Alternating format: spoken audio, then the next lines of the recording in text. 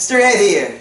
Today is May 25th, 2019. Back at the garage here in Waldheim, and our bees today they're going to be in this corner right here. And look, let me show you what they look like on the flare. Look at this. It's another big one on the side. It'll go right from the base of the floor in the corner all the way up to the top. Let me see if the light will hit on it. So there's our light marks right there, and it goes all the way to the top. Alright, so that's the plan. Take this hive out. It's by the grace of God. Me and Derek, we're going to be getting these bees out of here, and they're going home with Derek. Let's wrangle. And there it is. Wow. It's another nice one. There's a bunch of honey stores in this one as well. This looks like an older section of the comb. There's still honey stores in there, I can see. Beautiful, beautiful comb on this one. Instead of those long, thin sheets, this one is slabs. So this one we cut in layers, and we'll fill frames like that. Oh, this is really nice. Bees seem very gentle. Of course, I got my suit on, you just don't see that. But a good number of bees. Got a lot of brood in there. And yep, I got me a brand new queen catcher on this one. Alright, I think it's time to start vacuuming some bees. I think I'll try to get a little light on this stuff because I can't see anything right now. That's a beautiful comb, isn't it? Alright, we got some of the bees vacuumed up. No sign of the queen. There's lots of brood, lots of honey, just like in the last one. See, there's a pretty spotty brood pattern right in there. And there's a lot of empty space as well. But what I wanted to point out is our honey up at the top, was that the difference in comb configuration. It just always amazes me how the bees decide which way they're going to build their comb. Are they going to build it as a slab like you see right here, or they're going to build it as a strip as you see right here? So I mean, side by side, there are two different types of configuration, of construction of comb. But either way, it's always amazing to me to open up a hive and to see this difference. Which one do I prefer? I prefer the slab one because you can cut slices off and just frame those. They'll go right into a 9 5/8 frame. Those just cut off our sections of brood and frame it right up.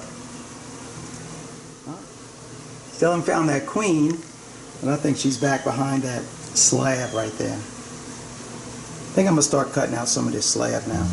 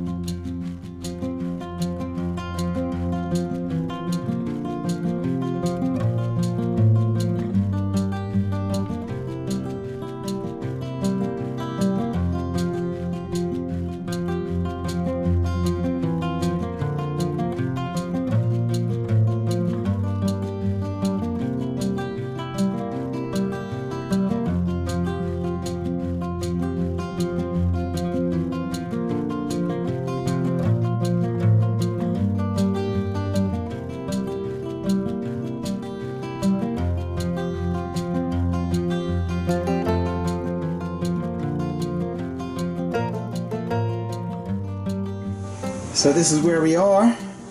We've got 3/4 of it out. Still have all that honey up at the top. I've not seen the queen, and I just looked outside. She's not outside with the cluster outside. So I'm guessing she's either behind this honeycomb or in the vacuum already.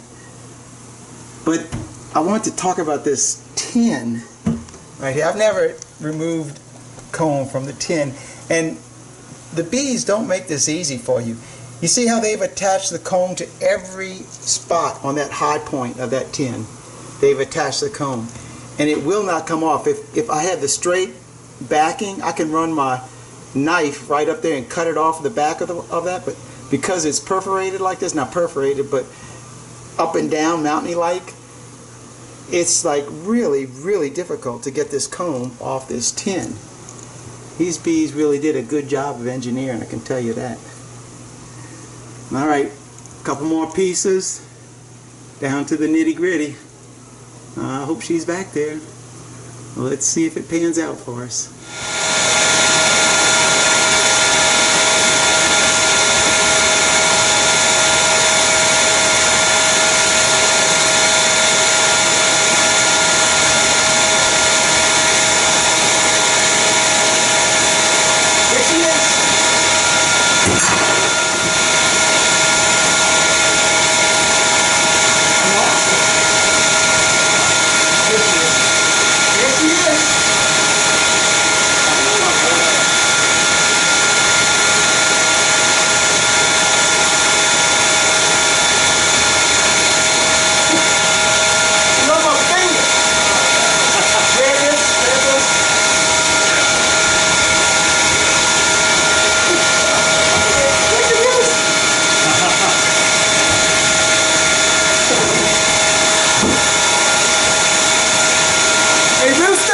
That's what a queen looks like.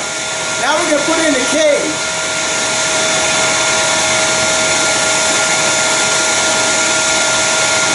Maybe. And that's how you put a queen in the cage, Randy, alright? Easy sneezy. Thank you, Jesus. Woo! And there you have it, huh? Look at that big-butted girl. Man, oh man. She was even so slow, I know the rooster could have caught in that one. She wanted to take a walk on my hands, show herself off. Man, oh man, what a show that was. Alright, we just got a little bit more vacuuming up to do. And we'll show you the bees, the honey, and of course, our big, beautiful queen. Whew, thank you, Jesus. Woo-hoo.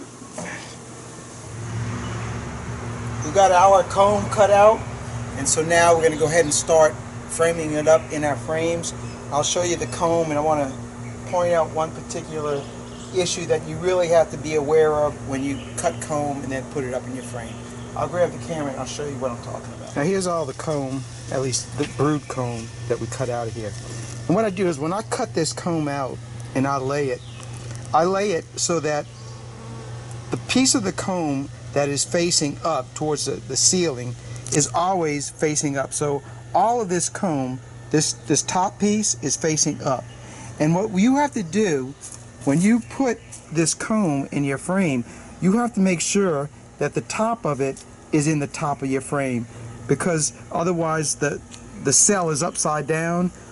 The brood, from what I understand, will drown, it will die in there, and then the nectar is going to pour out anyway. So you've got to make sure that you keep the cells in the proper orientation. We'll try to put some of this honey in there. I only put dry honey in the frames because anything wet, that only encourages beetles. And here we are. I mean, we're starting at the onslaught of the beetle attacks in your hives. So we want to keep everything as dry as possible. So we have our rubber bands already on the frames, and now I'm just going to go ahead and cut my comb that it will fit inside of the frame, making sure that my up on the comb is on the upper here. I use this little piece of plywood as a guide to mark the size of my comb. This is the actual inside of the frame of a frame, and so if I cut the comb to fit the size of this piece of plywood, it'll be right. So my height is how I determine how I cut those slabs to this height, and then the length of it, well, we're probably going to have to double these things up. So I'm going to trim these things up and fit them in the frame. Now when we cut these, I cut them to the width already, so that's all good. But I want to have straight edges on this.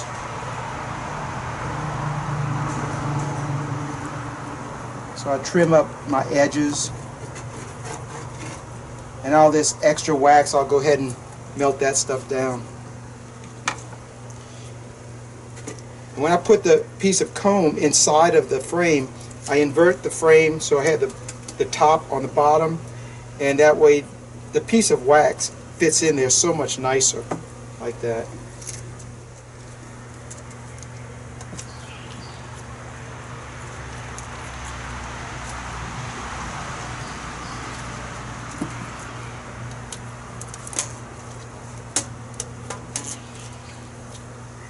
Slide that piece in there. And I like to put crosses on X's on it to hold it, make sure it holds really well.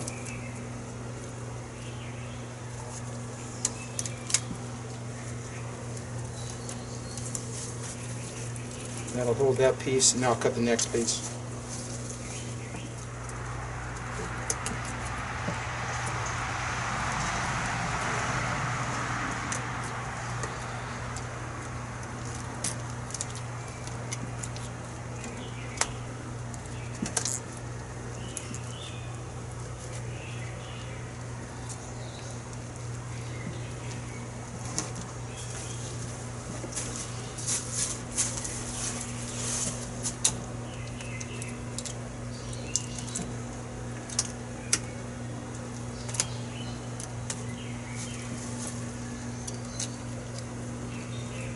Alright, there you have it. That is one really nice framed up cone. So I'm going to go ahead and do these other 3 or 4 and get this job done. That's about all I got for you on this one. It was a great adventure. So we got the queen, got the bees. It was a good day of wrangling. So thanks for watching. Keep on watching, and I'll be making more. God bless. Mr. Ed, I'm out of here until the next video.